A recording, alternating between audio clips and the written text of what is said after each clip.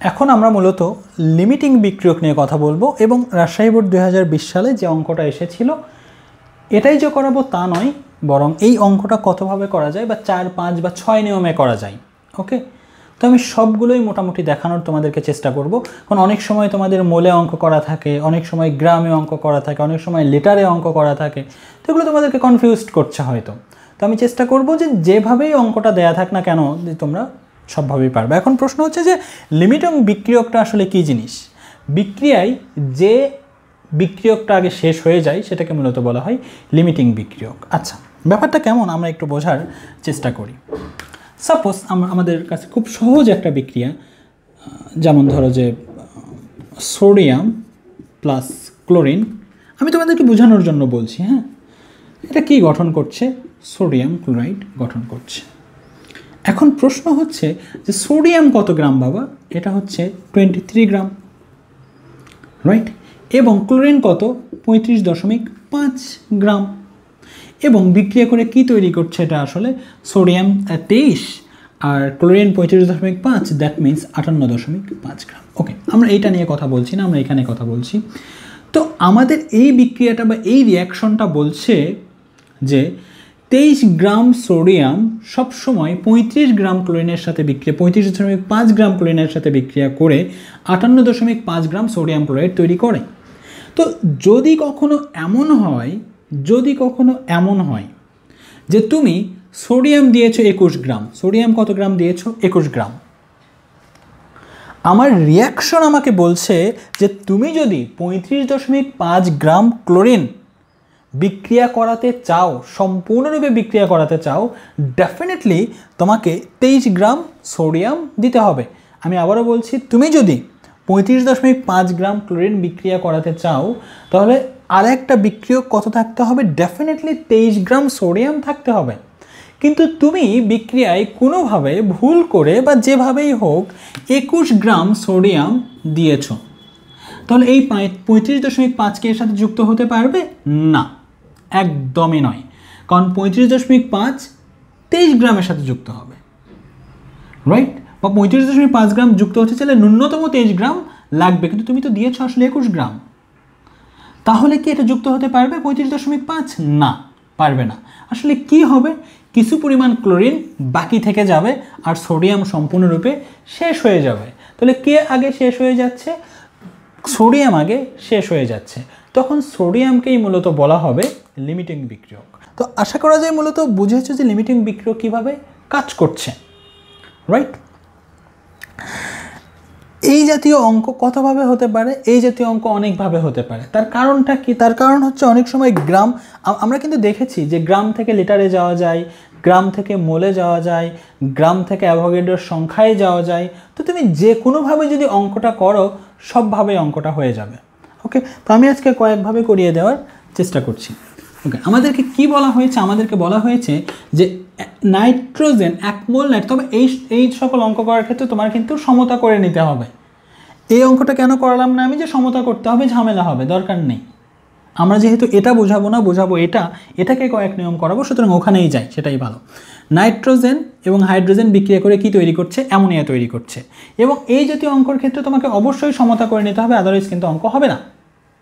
এখানে বলছে যে 1 মোল নাইট্রোজেন 3 মোল হাইড্রোজেনের সাথে বিক্রিয়া করে 2 মোল অ্যামোনিয়া তৈরি করে। তারা এখন প্রশ্ন করছে যে 50 গ্রাম নাইট্রোজেন 20 গ্রাম হাইড্রোজেনের সাথে বিক্রিয়া করলে কে লিমিটিং বিক্রিয়ক হবে?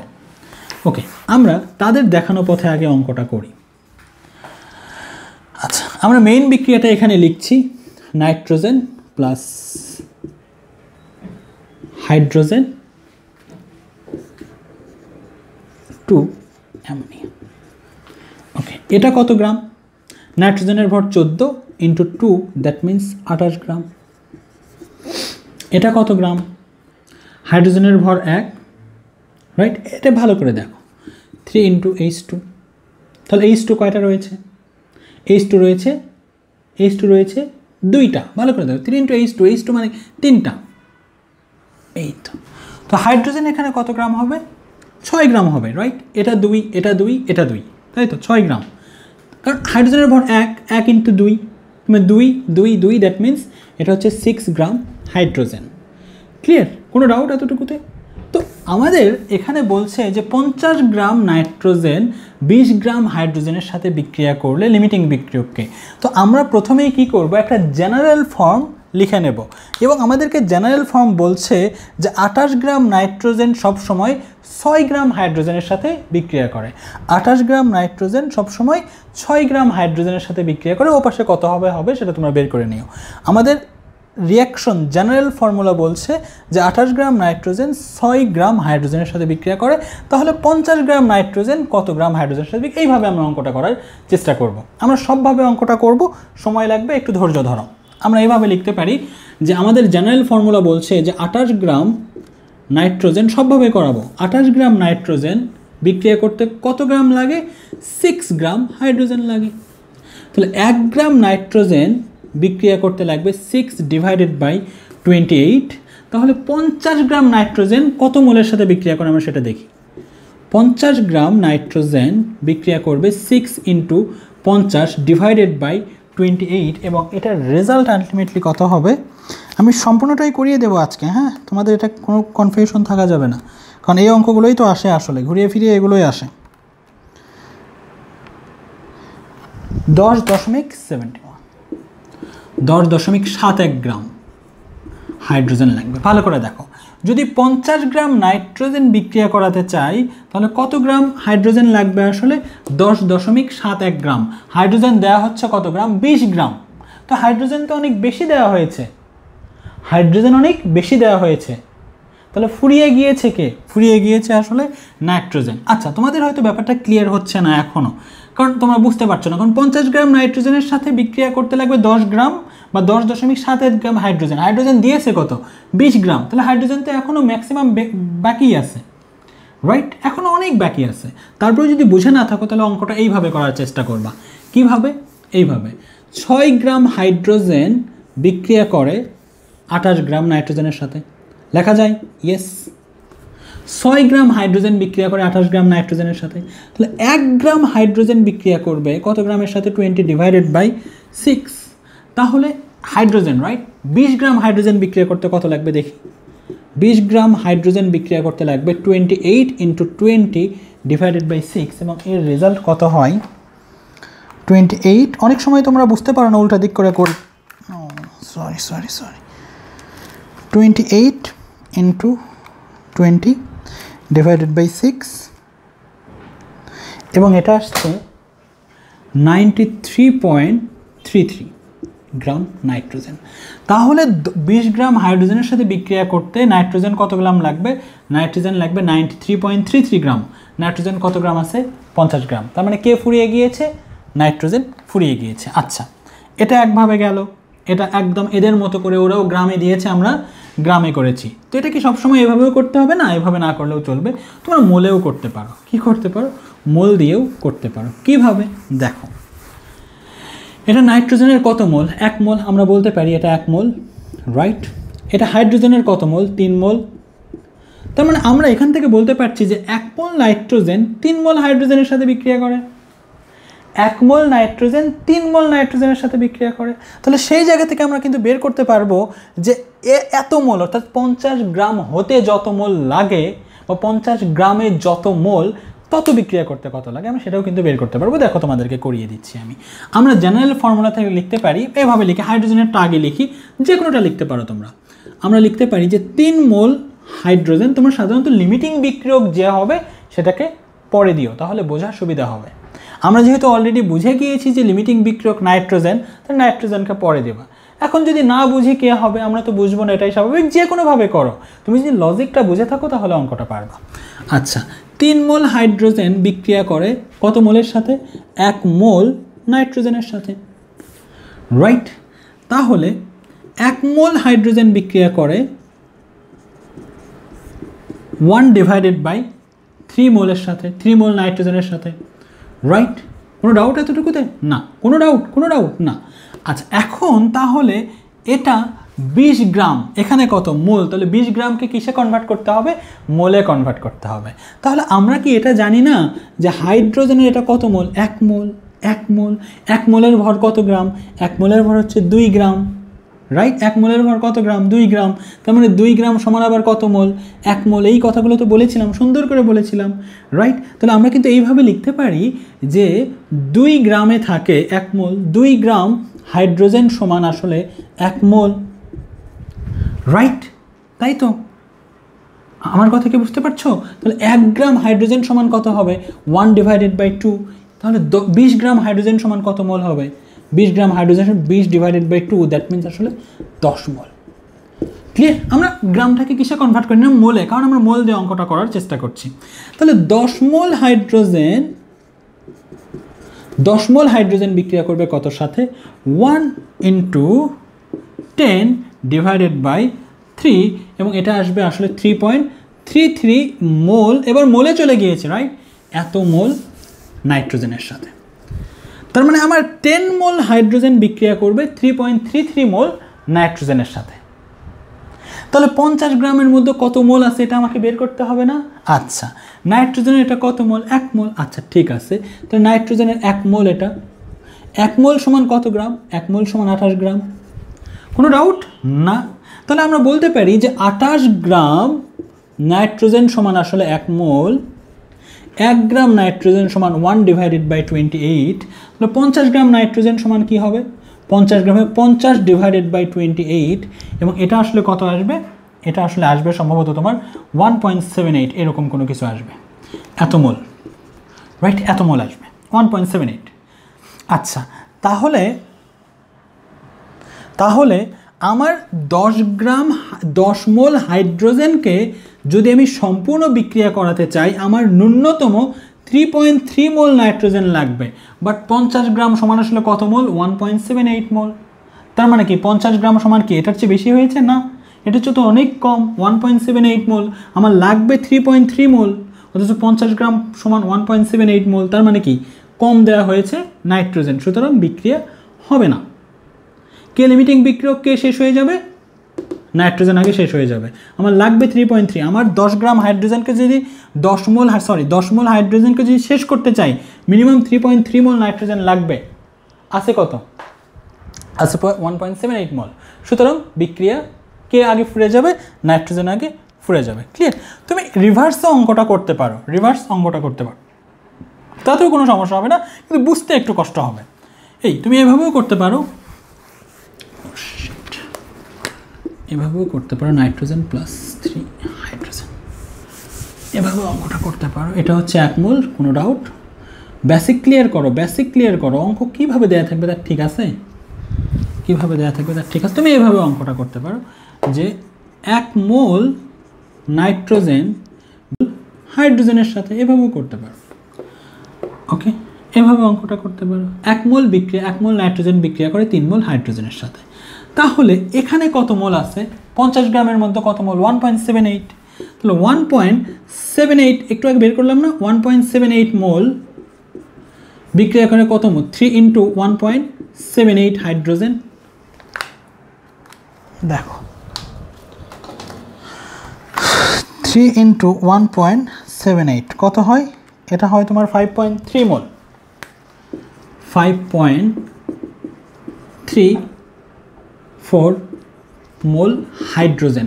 তার মানে হচ্ছে যে আমি 1.78 আসলে কত? 50 গ্রাম নাইট্রোজেন সমানে হচ্ছে 1.78 মোল। 1.78 মোল সম্পূর্ণরূপে বিক্রিয়া করাতে আমার লাগবে 5.34 মোল হাইড্রোজেন। তাহলে হাইড্রোজেন দেওয়া হয়েছে 20 গ্রাম। 20 গ্রাম সমান কত মোল এসেছিল একটু আগে? 20 গ্রাম সমান 10 মোল এসেছিল। আমার লাগবে অনলি 5.34 মোল। 10 মোল তো দেয়াই আছে, তাহলে হাইড্রোজেন ফুরাইছে আসলে কে? ফুরাইছে আসলে নাইট্রোজেন। এভাবেও করা যায় অঙ্কটা।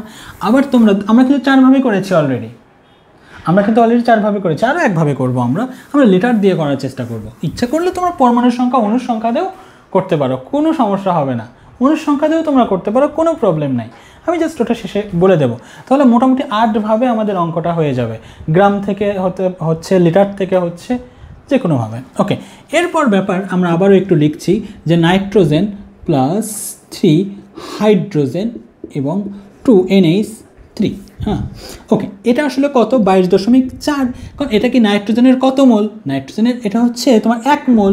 1 মোল সমান আবার কত লিটার? 1 মোল সমান হচ্ছে 22.4 লিটার। তাহলে আমরা বলতে পারি 22.4 লিটার নাইট্রোজেন। ক্লিয়ার? আচ্ছা, আবার এটা কি কত? এটা হাইড্রোজেনের কয় মোল? 3 মোল। তাহলে 1 মোল যদি 22.4 হয় তাহলে 3 মোল কত হবে? 3 মোল হবে 22.4 ইন্টু 3। কোনো ডাউট? কোনো ডাউট? এখানে হাইড্রোজেনের কয় মোল রয়েছে? 3 মোল। তাহলে 1 মোল যদি 22.4 লিটার জায়গা দখল করে, 3 মোল কত করবে? 22.4 ইন্টু 3। এই তো ব্যাপার, রাইট? আচ্ছা, ঠিক আছে। তো এখন আমরা দেখি, এখন আমরা অঙ্কের প্রসেসে চলে আসি। কিভাবে? যে আমরা কিন্তু এভাবে লিখতে পারছি যে 22.4 ইন্টু 3 লিটার হাইড্রোজেন, ওকে, 3 লিটার হাইড্রোজেন বিক্রিয়া করে কত লিটারের সাথে? 22.4 লিটার নাইট্রোজেনের সাথে। বলতেই পারছি আমরা। তাহলে 1 লিটার হাইড্রোজেন কত সাথে বিক্রিয়া করে? 22.4 ডিভাইডেড বাই 22.4 ইন্টু 3, রাইট? আচ্ছা, ঠিক আছে। তাহলে হাইড্রোজেন 10 গ্রামের মধ্যে কত লিটার হাইড্রোজেন আছে সেটা আমার জানতে হবে না? 10 লিটারের মধ্যে কত লিটার হাইড্রোজেন আছে আমার জানতে হবে না? 20 গ্রামের মধ্যে 20 গ্রামের মধ্যে কত লিটার আছে আমার জানতে হবে। আচ্ছা, ঠিক আছে, আমি হাইড্রোজেন লিখে ফেললাম এখানে। হাইড্রোজেন এটা কত মোল? 1 মোল। খুব ভালো। 1 মোল সমান কত? 22.4 লিটার। আবার 1 মোল সমান কত গ্রাম? 1 মোল সমান 2 গ্রাম। তার অর্থ হচ্ছে 2 গ্রামের মধ্যে থাকে আসলে 22.4 লিটার। 2 গ্রামের মধ্যে 22.4 লিটার। তাহলে তো আমি তো লিখতেই পারছি 2 গ্রামের মধ্যে থাকে 22.4 লিটার, 1 গ্রামের মধ্যে থাকবে 22.4। তাহলে 20 গ্রাম সমান কত লিটার হবে? 20 গ্রাম সমান হবে ডিভাইডেড বাই 2। 20 গ্রাম সমান হবে 20 ইন্টু 22.4 ডিভাইডেড বাই 2। ক্লিয়ার? কোনো ডাউট এতটুকুতে? এটা রেজাল্ট কত হবে? 10 ইন্টু 22.4, 224। ওকে, 224। তাহলে 20 গ্রাম হাইড্রোজেন সমান কত লিটার আসলে? 224 লিটার। লিখে নেই একটু, 224 লিটার। তো আমরা এখন এখানে দেখব যে 224 লিটার হাইড্রোজেন বিক্রিয়া করে কতটুকুর সাথে। আমরা এখানে লিখলাম 22.4 ইন্টু 224 ডিভাইডেড বাই 22.4 ইন্টু 3। 22.44 কেটে যাবে, তাহলে 224 ডিভাইডেড বাই 3, এটা হবে তোমার 74.67 লিটার। তার মানে হচ্ছে 224 লিটার, অর্থাৎ এই যে 20 গ্রাম মানেই 224 লিটার। 20 গ্রাম হাইড্রোজেনকে যদি আমি বিক্রিয়া করাতে চাই তাহলে 74.67 লিটার কি লাগবে? 74.67 লিটার আমার নাইট্রোজেন লাগবে। আচ্ছা, 50 গ্রাম সমান কতটুকু নাইট্রোজেন আমরা একটু দেখি। আচ্ছা, নাইট্রোজেনের ভর কত? 28, রাইট? এটা সাপোজ এবার নাইট্রোজেনের 1 মোল সমান কত? 28 গ্রাম, রাইট? 28 গ্রাম সমান কত আসলে? 22.4।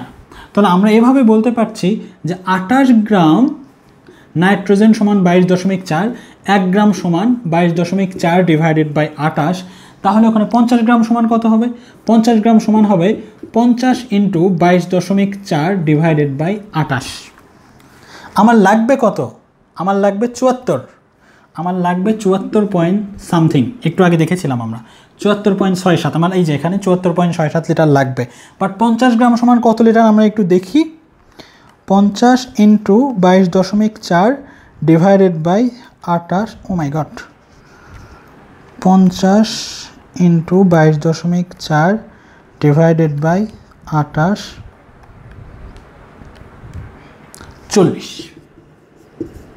40 লিটার। আমার লাগবে 224 লিটার হাইড্রোজেনকে সম্পূর্ণরূপে শেষ করতে আমার 74.67 লিটার নাইট্রোজেন লাগবে। নাইট্রোজেন দেওয়া হচ্ছে কত? 50 গ্রাম নাইট্রোজেন সমান অনলি 40 লিটার। আমার লাগবে 74.67 দিয়ে 140 লিটার। তাহলে কে আগে ফুরে যাবে? নাইট্রোজেন আগে ফুরে যাবে। সুতরাং অঙ্ক তুমি যত প্রসেসেই করো আর যতভাবেই করো, রেজাল্ট মিলতে বাধ্য। তুমি এটাকে অণু বা পরমাণুর সংখ্যা দিয়েও করতে পারো। যেমন এখানে 1 মোল অণু সমান কত? 6.02 × 10⁻20 3টি অণু। আবার 1 মোল সমান কত গ্রাম? 28 গ্রাম। তাহলে 50 গ্রামের মধ্যে কতটুকু অণু আছে? ক্লিয়ার? আবার এখানে কত মোল? 3 মোল। তাহলে 1 মোল অণু সমান 6.02 × 10⁻23। তাহলে 3 মোল অনু সমান 6.02 × 10⁻23 × 3। তাহলে একইভাবে 20 গ্রাম হাইড্রোজেনের মধ্যে কত মোল বা কত সংখ্যক অণু রয়েছে সেটা কিন্তু বের করা যাবে।